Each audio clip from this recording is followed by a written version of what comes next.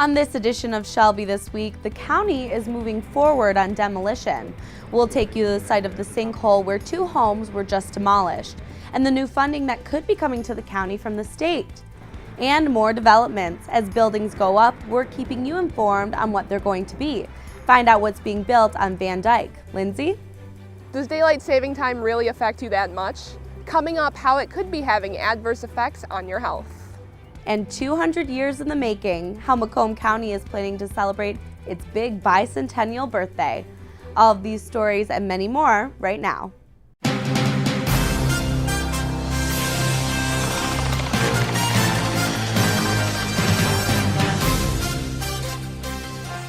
Plans for a major reconfiguration are coming to the Stony Creek Metro Park. This is a conceptual drawing of what it might look like. The Washington Township Planning Commission approved plans for a boat launch to be located southeast of Eastwood Beach. The current one sitting there will be altered and expanded. A kayak launch will also be added, and a new building will be added which will include a restaurant and patio seating. There will also be a bike repair station inside. And with the new changes, they've also made plans to expand the parking lot by almost 100 spaces. In April, the Board of Trustees will give the final approval. A cost and a time frame for the project hasn't been given. As more buildings go up in Shelby Township, Shelby This Week is keeping you informed on what those structures plan to be. 2 buildings are close to being finished on Van Dyke between 22 and 23 Mile roads.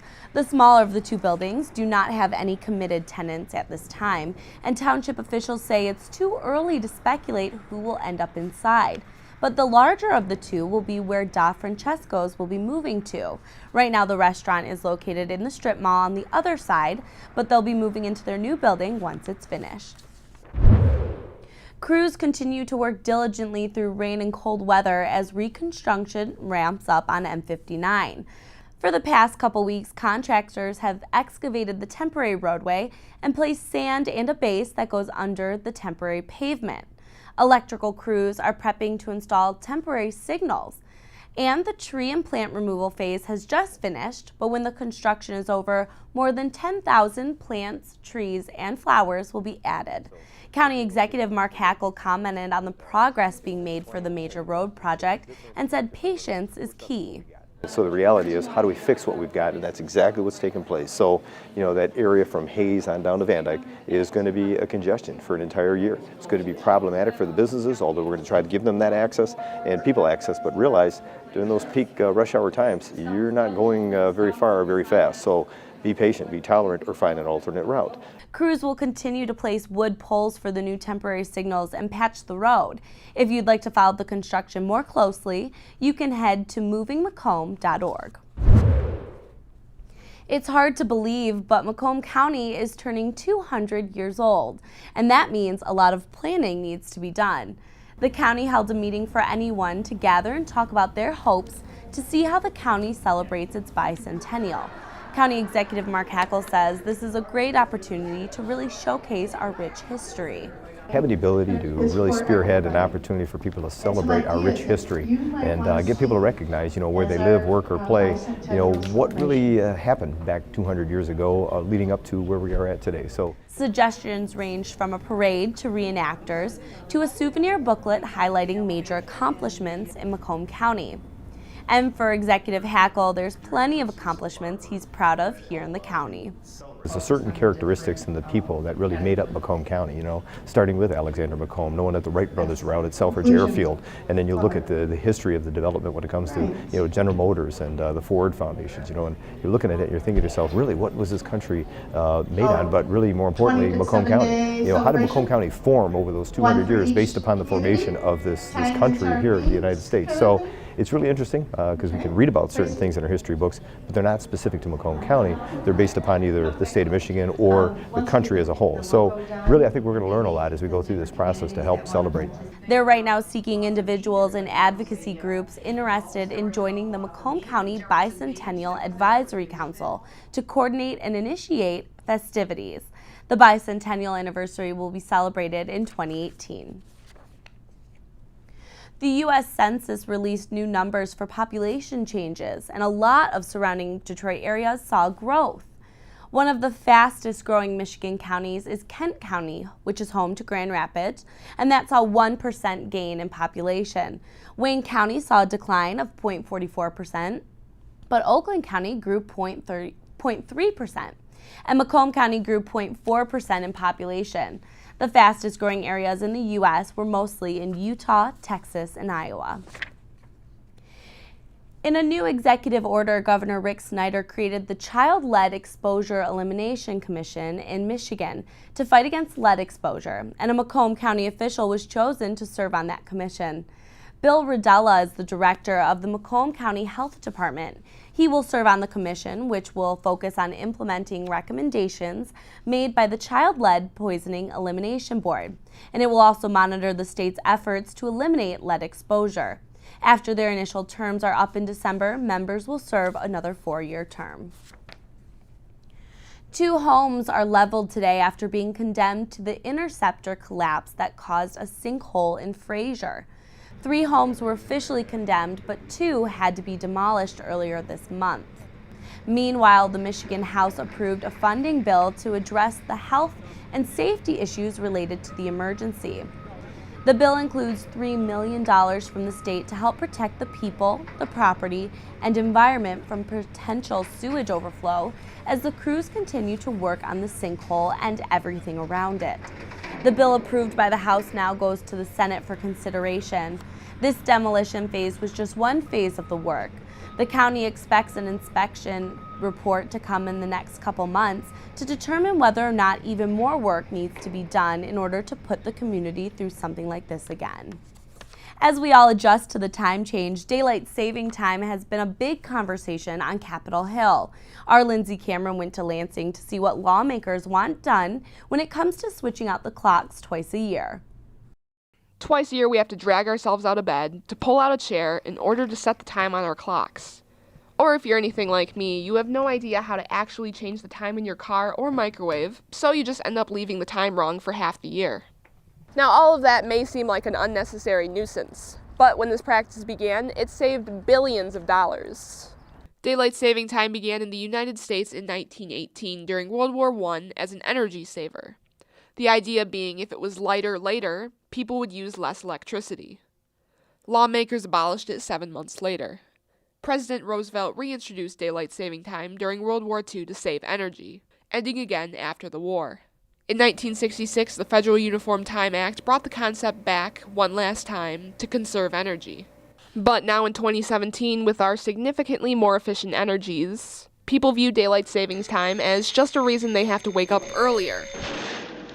There has been a recent push by Shelby Township Representative Peter Lucido, who believes that the state would be better off staying at one time all year round.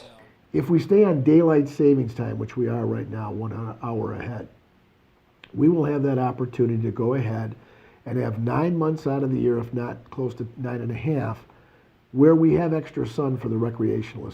He believes that the switch could actually be causing us harm. You see drivers at 60 miles an hour fiddling with their clocks on Monday morning to switch their time. Or they're at a light and you see them too. It's a hazard.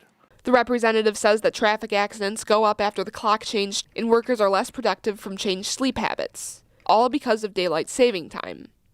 His solution? Pick a time and stick with it. If Michigan stayed on Eastern Standard Time, when everyone springs forward, we would be in the Central Time Zone. If Michigan decided to stay on daylight saving time, it would be just as it is now. But in the fall, we would actually be an hour ahead of New York. Now, there have been several bills in the past trying to do the same exact thing, all of which have failed. But Lucido's bill is already off to a better start by having a committee hearing. As for it having a House vote or a committee vote is still up in the air. I'm Lindsay Cameron for Shelby This Week. A Shelby Township baby is safe and sound after an unplanned delivery happened right in their own home. Hello? Hello. My wife is having a baby right now. But thanks to our dispatch center and dispatcher Brett London, the parents were able to be coached through the whole ordeal. Have her push, and when the baby's shoulders come out. Yeah? When the baby's shoulders come out, just be there to catch it, and then keep telling her to push and have them come out. Okay, push, baby, push. I'm here. No, I caught the baby. The Okay, baby. all right. The baby's out? Yeah. And while something like this would be so out of the ordinary for us, for Brett, this is just part of the job. So what's going on through your mind when this is going on? Let's do this. Okay. I mean, you know, we train in dispatch for all different types of, you know, scenarios, and, you know, people are calling us in an absolute panic sometimes, so we have to be the, you know, the silver voice to just kind of keep a mellow tone and get them through it. This was my first delivery. I've been dispatching for about 8 or 9 years, and this was the first time I did a live birth on the phone. So You can hear the entire heroic story from Brett himself on this edition of Straight Talk, which airs online and on Shelby TV at 7:30, 10:30 a.m., 1:30 p.m., and 5 o'clock as well. Next on Shelby this week, get out your calendars and get ready to mark them. We've got a whole list of events you'll want to bring the whole family to, including Shelby Township's annual Easter Bunny Lunch and Egg Hunt. And Shelby Township is welcoming a brand new business. Find out what it is and where it's located next. Here's your check.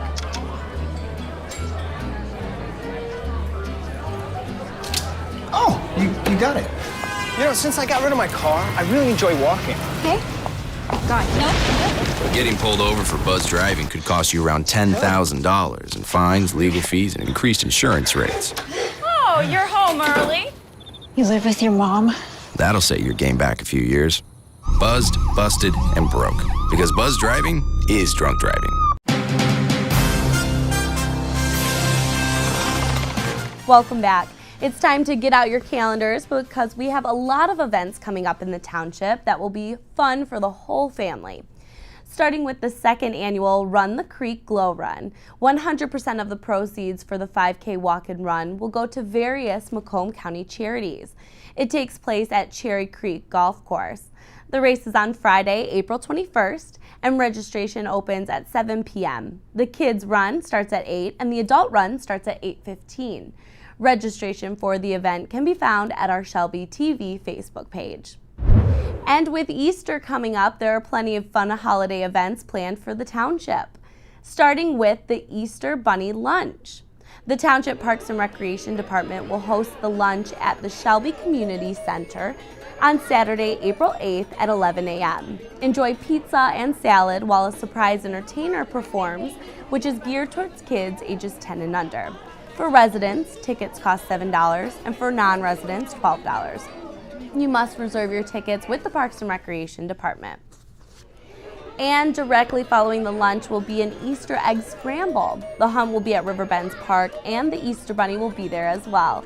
There's a free family event, so if you don't make it to the lunch, you can still head over to the park for your kids to hunt for eggs and win a bunch of goodies.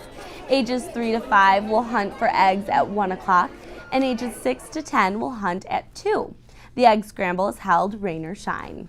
How many do you think you did? I don't know. 200. And take a look, the Easter Bunny enlisted help from the Senior Citizen Center. Volunteers have been spending hours stuffing those eggs with candy and goodies for the Easter egg scramble. So you'll definitely want to make it a point to get out to Riverbends Park on April 8th. And finally, the Burgess Shadbush Nature Center is also hosting what they call an exciting event. Kids can decorate Easter eggs, go on a hunt, and more. It only costs $4 per child. The egg sighting event will be held on Sunday, April 9th from 1 to 4 p.m. For more information on all of these events, including the Easter Bunny Lunch, the Egg Scramble, and many more, head to our Shelby TV Facebook page. And if you're looking for a night out without the kids, Shelby Gardens is hosting a comedy club night. Don White, a comedian, songwriter, and storyteller, will be headlining the show. Tickets are $20, and all the money goes to benefit the American Cancer Society and Relay for Life. Doors open at 6:30 and the show starts at 7:30. For more information and to purchase tickets, call this number at the bottom of your screen, 586-731-8220. A new business is opening up in Shelby Township called the Vapor Shop. 1, 2, 3. The Vapor Shop has several different locations offering all brands of vaporizers and flavors under one roof. All it is VG, PG, nicotine with flavoring, just kind of vaped up in a little tank. So in layman's terms, vaping is when you inhale and exhale the vapor produced by an electronic cigarette. Inside is an e-liquid in a gas form, and in some cases, for those trying to quit smoking, it's tobacco-free. So it's an alternative for those who smoke. The new shop is looking forward to becoming a part of the Shelby Township community. It's a very tight community, up and coming. I say up and coming area. A lot of new development. So that was something that really caught our eyes, and we definitely love the location that we're at here on 25 in Van Dyke. Really busy center. The Vapor Shop of Shelby is located right next to Vincent Joe's Market. As Michiganders know, our state is one of the best, but now scientists are saying that's a fact. The longtime publication Popular Science says in the year 2100, everyone will be moving to Michigan, as it will be the most desired state to live in by then. They've based these findings on weather patterns, temperatures, and natural disasters. Scientists say in the next 83 years, due to climate change, sea levels could rise more than 6 feet. Category 4 and 5 hurricanes will double, and tornadoes will become more severe and frequent. They also believe the country will be at a greater risk of drought and wildfires. But the one state that will be able to survive some of those predictions would be Michigan, and more specifically, Sault Ste. Marie. Still ahead on Shelby this week, Teacher of the Year. We'll tell you about this teacher who won a pretty big prize for making such a difference in her students' lives. And an annual art fair. These artists may be young, but you'll be wowed by their talent. Next. They told me a bottle couldn't dream. That I would never become a superhero.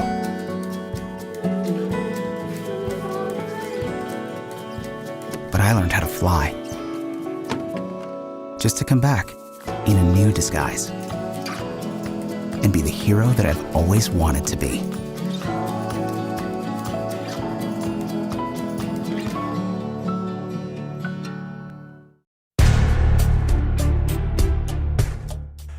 We'd like to take a moment and talk about severe weather and tips that can keep you safe. Thunder and lightning storms happen all the time. Do you know what to do to keep your family safe? Be aware, if you hear thunder, you are within distance of being struck by lightning. If you're outside, look for shelter inside a large building, home, or in a hardtop vehicle, and remember to stay away from windows. If lightning does strike your home, dial 911 immediately and move to a safer place, such as a neighbor's home. During a lightning storm, there is no safe place outside. Do not seek shelter under a pavilion, as this type of structure does not provide enough safety for you. Never stand under a tree during a lightning storm. As there is many technical reasons for this, just remember a tree can and will be used as a lightning rod. If somebody is struck by lightning, call 911 immediately.